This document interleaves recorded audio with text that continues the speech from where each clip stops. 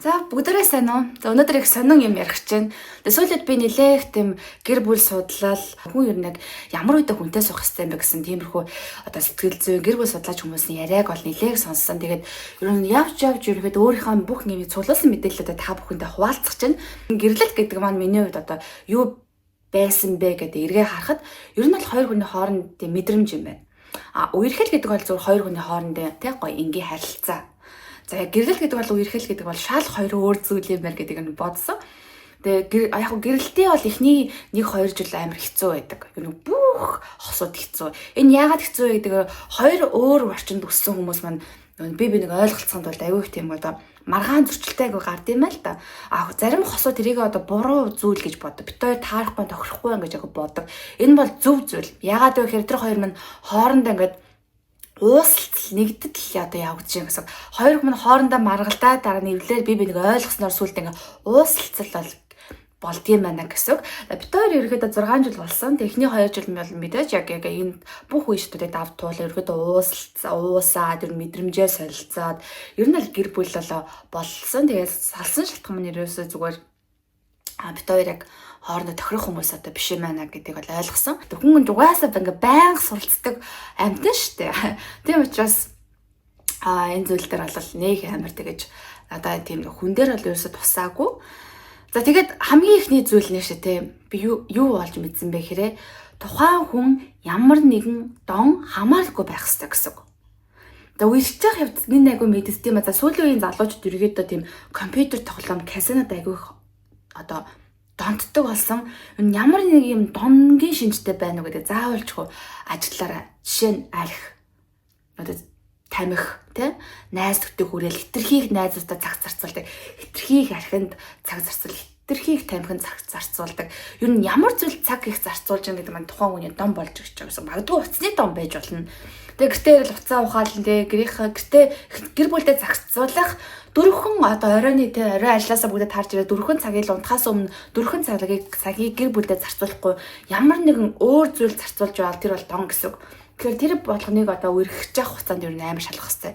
Хэрвээ тань цаг зарцуулахгүй байгаа хүнтэй битгий гэрлээрэ гэж хэллээ. Тэгээд энэ маань болохоор донгийн хамааралтай гэсэн ямар нэгэн донтой бол шууд татгалзах хэрэгтэй. Ийм хүнтэй бүр үерхэх байхгүй танилцах гэсэн шүү заяа. Энэ бол хамгийн чухал зүйл гэдэг би ойлгосон. Тэгээд дараагийн relationship дээр бас энийг бол амар сайн ингээд бүр хайлат өгсөн байгаа. Ямар нэгэн дон, ямар нэгэн юмны хамааралгүй хүн байх хэрэгтэй гэсэн. Ирээд за надтай гэрлэл би надтай засрах байлгүй дээ. За эмгтээчүүд бид нар ч айгу зөөлнө штэ. За үр хөвгтөө болоод энэ хүн өөрсдөө байлгүй дээ. Тийм юм хүн хизээч өөрсдөө хизээч засардгүй шүү заяа. Энийг number 1-т би бүр хэлмээр санагцсан. За дараагийн зүйл нь болохоор ер нь бусдад ер нь эрэгтэй ч бай эмэгтэй ч бай амар эрхэлж чаддаг байх хэрэгтэй байна. Хүн гэдэг чинь угаасаа би өмнө хэлсэн шүү дээ. Гэрлэл гэдэг маань ерөөсөө мэдрэмж, үерхэл гэдэг бол ер нь харилцаа юм байна. Тэгэхээр ялангуяа тийм мэдрэмжийн үе шат буюу гэрлэлтийн одоо үе шатанд ороод ирэхээр хүн бусдад айгуу тийм эрхэлж чаддаг байх хэрэгтэй юм байна. Эрхлэх гэдэг маань те нялуураар нэлцэнэл хүн амьд ноолох ерөөсөө биш зүйл юм байна. Тэгэд энийг бол хүн болгон өөр төсөөлөөр шал өөрөөр бодож авч байгаа гэж бодож байна. Энэ маань өөрийгөө илэрхийлнэ гэсэн үг. Өөрийнхөө юун дуртай, юун дургуг айгу зүгээр илэрхийлнэ. Одоо ялангуяа ингээл ерөөхдөө Монгол ингээд залуу хсууд байхад те би энэ дургу штэ. Ягаад ийм хоол хийж байгаа гэдэг ч юм уу нэг оройны те. Чи намайг ийм дуртайг мэдсээр чи надаа яагаад энийг авч өгч байгаа. Бидний юм харилцаанд юм ягуун хэрүүл авих гардыг байна л да. Энэ ягуун хэрүүлийг ерөнхийдөө зайлсхийх хэрэгтэй. Энээс зайлсхийхэд бол би биний айгу зүгээр илэрхийлэх, зөв эрхэлж чаддаг. Би биндээ зүгээр өөрийгөө ойлгуулж чаддаг. Өөрийгөө ер нь бусад ойлгуулна гэдэг юм бол ер нь ямар ч ажлын харилцаа, гэр бүлийн харилцаа, найз нөхдийн харилцаа, тэгээ гэр бүлийн доторх уур амьсгал бүр топ дорд юм байна. Тэгээ би өөрийгөө илэрхийлэх чадварт ерөөдөө сүүлийн үеийн тийм одоо өөрийгөө илэрхийлэх гэдэг ингээд судлаад үзсэн чинь гадуур айгуу тийм манлайлал гэж айгуу орж ирд юм байна л дээ. Ажил дээр тийм бусад илэрх манлайлал. Яг үүндээ манлайлал бас биш юм шүү байгаа. Ер нь тийм өөрийгөө айгуу зүгээр би ийм дуртай чи ийм дургуй штэ. дургуугээ заавалж өгчлж хийдэг. Тэгээ өөрт нь таалагдахгүй зүйлээ заавалж өгчлж хийгээд хүн өөрийгөө хүчлээд хизээж хол явдаггүй мэн гэдгийг би бол ойлгосон.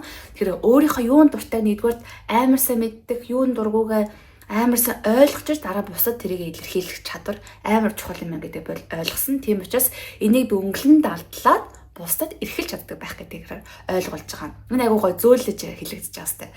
Тэгээ дараагийн зүйл нь болохоор бусдад цаг цаа мэдлэгээ зарцуулдаг хүнтэй л гэрлээрээ үерхээрээ гэж хэлмээр байна. Тэгээ бусдад туслана гэдэг маань бусдад эрдэм мэдлэг, бусдыг одоо хайрлах сэтгэл бүх зүйлийн дагуулгатай юм байна. Гэдэг би айгу ойлгосон. Ялангуяа боловсрлоо бусдад зарцуулах. Өөрийнхөө юу унсан мэдснэ хажууд хүндээ ингээд ярьдаг, тайлгандаг. Тийм бас хосыг би бас харсан заяа. Тийм хүмүүс амар гоё юм байна. Хүн ганцхан мэдрэмжээ хуваалцахаас гадна мэдсэн, сурсан, өнөөдөр юу болсон, өнөөдөр ямар мэдрэмж авсан, өнөөдөр юу таалагддаг вэ гэдгээ гэр бүлдээ ингээ амар хуваалцаж ингээд гэр бүлдээ ингээ тараахан ингээд нөгөө талаар яг стрессээ гадагшлуулна гэж ярьж байгаа боловч нөгөө талаа бид нэр бусдаа одоо гэр бүлдээ өөрийгөө хуваалцах гэсэн. Тэгэхээр өөрийгөө хуваалцаж агуу сураарай. Бусдад өөрийгөө хуваалцаж сураарай. Ялангуяа өөрийнхөө мэдрэмжийг хуваалцаарай. Боловсрлоо хуваалцаар, юу сурсан мэдснээ хуваалцаарай гэдэг маань амар чухал зүйл юм гэдэг би бүр ингээд бүх ингээд уншсан юмудаа нэгтгээд би бүр яг зөв юм ингээд бол өөр ойлгож авсан байгаа байхгүй юу. За дараагийнхан зүйл нь ямар нэгэн уур уцаар сэтгэл хөдлөлөө удирдах чаддаг хүнтэй үерхээрээ гэрлээрэй гэж хэлж байгаа.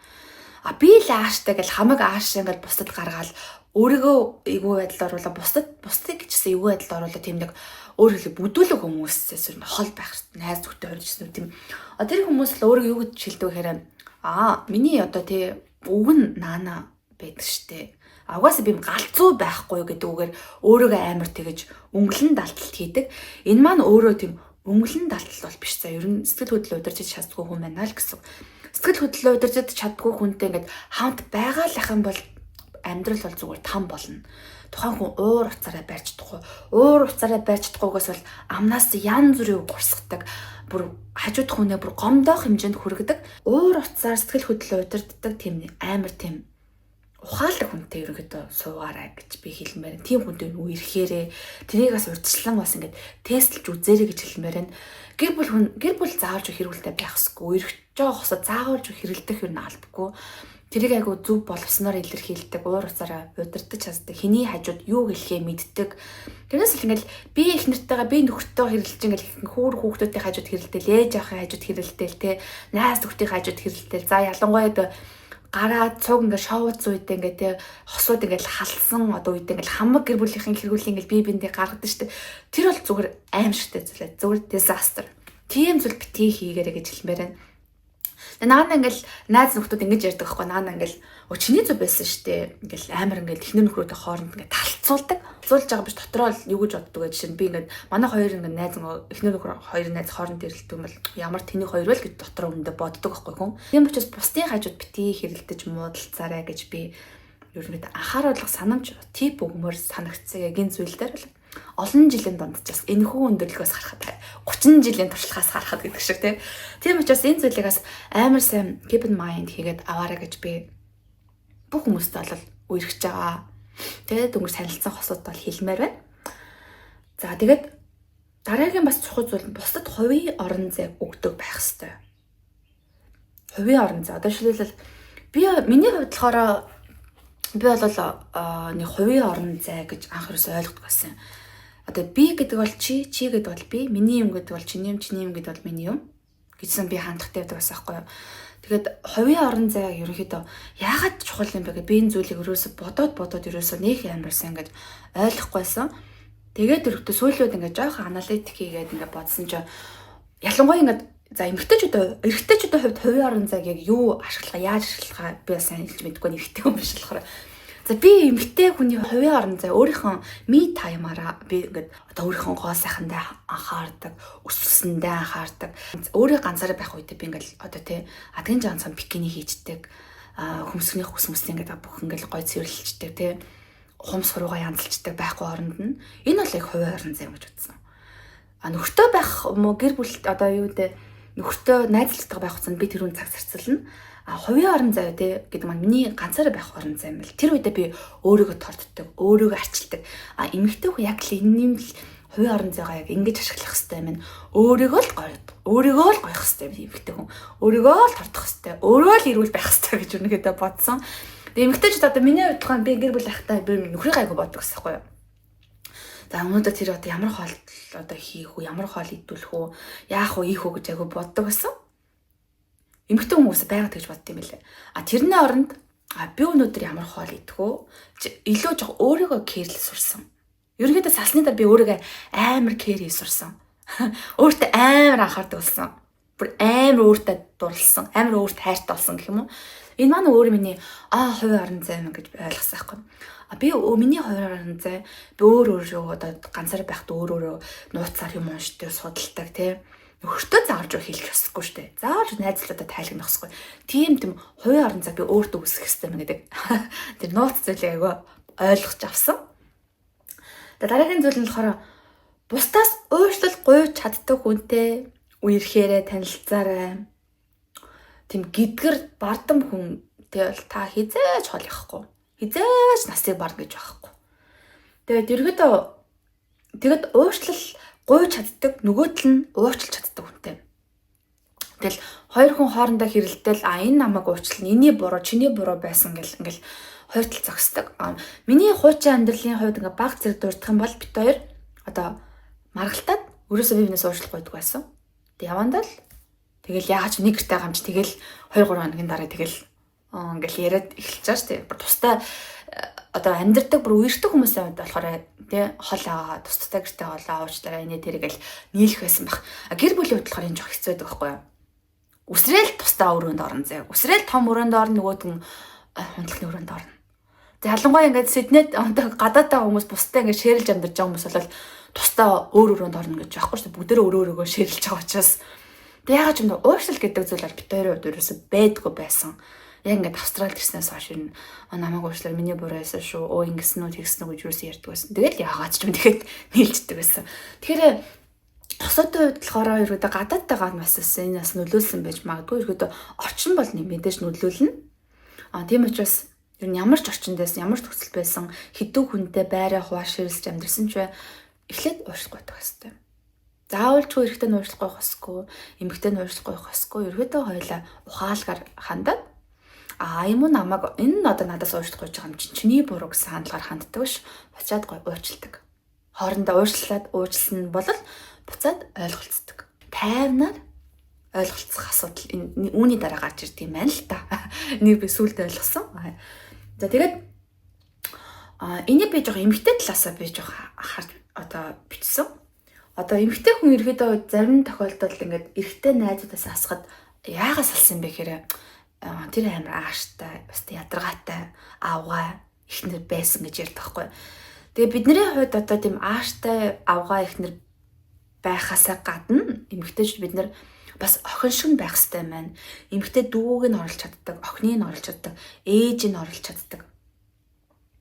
Тийм бүх одоо эмэгтэйчүүдийг одоо оруулж чаддаг тийм мультитаскинг тийм эмэгтэй байх хэрэгтэй юм л да. Хитрхий тийм охин шиг нялуураа нэлцганаад байхгүй. Заримдаа ээж шиг нь одоо ширүүн үг хэлдэг. Заримдаа эхнэр шиг нь ялтан байж чаддаг. Заримдаа охин шиг нь эрхэлж чаддаг. Бүх эмэгтэйг одоо оруулж чадах тийм амар супервумен байна гэж хэлэхгүй л дээ. Бүр цаг ямаг тийм. Тийм бас нэг эмэгтэй хүний бас тийм нэг гоё тийм нууц арга байдаг юм байна л да. Тэрийг болохоор би бас нэг эмэгтэй хүний ярианаас ойлгосон байхгүй юу. Тэр эмэгтэй бол амар амбицтай эмэгтэй. Гэр бүлтэй бол ямархуу тийм одоо дүрхийг гаргадаг вэ гэсэн тийм нэг би ярьслага уншсан байхгүй. Тэр энэ зүйл надаас амар таалагдсан. Та бүхэн бас өөрөөхөөрөө яг миний энэ саний ярьсан зүйлийг ойлгоорой. Би бол өөртөө ойлгоцсон байгаа учраас нэг ингэсийгээ тайлбарлаад явчих. За тэгээд дараагийн зүйл нь бусдын нууцыг хадгалж чаддаг байх хэрэгтэй. За салчаа салсныхын дараа хизээж нөхрийгөө битгий муулаараас эксийгээ битгий муулаараа. Ерөнхийдөө гэрлэл гэдэг манд бол амар тийм чухал нандин зүйл байхгүй юу? Бүр хинт ч ярьдгүй зүйлээ хоорондоо ярьдаг. Бүр аав ээжтэй хэллээгүй зүйлээ их нэртэй ярьдаг, нөхөртөө ярьдаг. Гэхдээ салсныхан дараа тэрийг өөрөөр нь одоо буцаж одоо тий хүзрээ олгож ашигладаг. Тийм зүйл битгий гаргаарай гэж хэлмээр байна. Бусдынхаа ямар ч эксийнхаа нууцыг хадгалдаг, аав ээжийнхаа нууцыг хадгалдаг, найз нөхдийнхөө нууцыг хадгалдаг тий. Тэрнээс л аав ээжийнхээ одоо тий гэр бүлийнхаа нууцыг ингээл эхнэртэй юм нөхөртөө яриад хүүхдтэйгээ ингээ хоорондоо хойлох найрсан тийм гоё өсвөр насныхаа охинтойгоо ирсээр нөхөртөө ингээ ярьдаг ч юм уу. Энэ бусдын нууцыг ингээд тус нь ингээ хадгалж чаддаг байгаараа гэж сануулмаар. Бусдыг урамшуулдаг байх хэрэгтэй байна. Ерөнхийдөө залангуй монгол хүмүүсийн дунд бусдыг ер нь урамшуулдаг юм байна л да. Урамшуулдаг. Ямар гоё хавал хэлсэн. Ямар гоё харагдаж байна. Эхнэрийгээ. Нөхрийнхөө өчөөс үнэхээр мундаг байсан шүү гэд. Англи үг хэлэхэд энэ амар их байдаг байхгүй юу? Beautiful, awesome, that's good, you're so much better гэл амар их тийм ингээд бусдыг бүр ингээд хөөрөж шиддэг тийм англи үгнүүд амар их байдаг. Манай монгол үгэнд нэг тийм өсрэл чи хөөрхөн байна. Чи гоё харагдаж байна. Чи болж юм гэж хэлдэг. Энийг бол амар сайн би биндээ ингээд бүр хайр найргүй урамшуулдаг. Би биндээ бүр ингээд бүр тултал нь би бинийг магтдаг байх хэрэгтэй байна. Нөгөө талаар зэмлдэг. Зэмлмаа гэдэг маань тий олон хүний дунд тий одоо эхнэр нөхрийнхөө ингээд доош нь хийх биш. Хойлохна байх үед тий тэг магадгүй гоё үдшилэг парын давчирч жоохон онцгүй би минь харилцаа гаргасан бол гэртээ ирээд жоо ярилцсан тий. Өнөөдөр чи надад жоо нэг тиймэрхүү зан гаргацсан шүү. Тэр чи надад таалагдаагүй шүү. Олон хүний дэргээ чи намайг нэг жоохон тгээ ийгүү хэлсэн. Тэр чи надад таалагдаагүй шүү гэдэг гоё ухаалгаар би нэгээ зэмлдэг, урамшуулдаг, хажуугаар нь урамшуулдаг. Энэ хоёр зүйлийг бас харьцуулж авч явах нь айгу чухал юм байна гэж бол ойлгосон. Энэ сүүлийн зүйлийг би ярих чинь. Сүүлийн зүйл нь болохоор үерхэж явах үедээ ер нь энийг бол хэрэгжүүлэх нь айгу чухал шүү заяа. Үерхэж явах үедээ ерөөдөө нэг цуг аялалд яваад үзээрэй. Цуг олон хүмүүсийн дунд нэг ороод үзээрэй гэж хэлмээр байна. Ганцхан хойлохнаа байх нь бол тийм гоё зүйл бол биш. Бусдын дунд ороод тэр хүн ямархуу одоо тий дүр төрхийг харагч нь ямархуу амбицтай байна гэдэг бол харагдаж байгаа гэдэг л амар сайн ажиглаарай гэж хэлмээр байна. Бүр гадагшаа аялалд гардаг, 7 хоногор явдаг, бүр хөдөө орнуудаар аялдаг. Тухайн хүн гэр авах хүн тий хуух хүний хувьд ямар вэ гэдэг бол амар сайн мэдж авт юм байлаа гэж хэлмээр байна. Тэгээд дараагийн зүйл нь ялангуяа single inferno гэдэг хоёр хосуудын хооронд юм харилцаа гаргадаг тиймэрхүү reality show байдаг шүү дээ. Тэрийг бас үзээрэй гэж хэлмээр байна. Тиймэрхүү үзээд би бинийхэн бол саналыг сонсоорой. Энэ зүйл айгу надад чухал санагдсан. Ялангуяа тэнгисээр гэдэг 2 4 7 гэдэг тий одоо хүн болгох ингээд талцуулдаг шүү дээ. Тийм талцуулдаг reality show, талцуулдаг зүйл ингээд би бинээс сонсоод тухайн хүний үзэл бодлыг ойлгох юм билээ. Тэгээс л хоёул ингээд ширээний ард сууж байгаа л чи тийм дуртай ба би тийм дурахгүй гэдэг бэлий асуулт асууж байгаа юм шиг бол тэрүүгээр бол би нэг ойлголтгүй юм билээ. Ялангуяа тийм кино үзэж явах үед те дараа нь юу ойлгосноо хуваалцдаг. Тэрний буруу байсан. Тэрний дүр төрх, тэрний характер, харизм надад таалагдаагүй. Чиний хувьд юу гэж бодсон бэ гэдэг ч юм. Би бинийхээ бодлыг ингээд ямар нэгэн үзээ сонсчоод тэгээ дараа би бинийхээ бодлыг ингээд мэдрэмжээ хуваалцах юм бол илүү ойлголцол, илүү одоо тухайн хүнээ мэдэх мэдрэмж бол амар их явдгийм байна гэж би ойлгосон. Тэгэхээр үерхэж байгаа үед бол энийг бол заавал туршид үзээрэй. Тухайн хүнийг мэдэх, мэдрэх бүх зүйлүүд бол энэ дээр явагдана. Ойлголцох зүйлүүд бол явагдана. Тэгэхээр ингээд ерөөдөө миний урт чагсаалт маань ингээд дууслаа. Тэгээ өөр амьдрал үе шатанд орж байгаа ийм үе маань ирсэн байгаа учраас яалцчгүй ингээд уншиж судлаад ингээд анализ хийгээд өнгөрсөн хугацаанд би юу хийж чив, юун дээр алдчих гэдэг ерөөдөө амар сан бодсон жил ерөөдөө болж өнгөрж байна. Тэгээд дараагийн одоо эх 25 ондоо би бүр илүү их амжилтыг гаргана гэж бодоод ингээд дүнэлтээ ингээд өвгөр өндөрлөе. Хосоод дааж жаргалыг хүсье. Тэгээд дараагийнхаа влогоор эргээд уулзаад түр баяртай.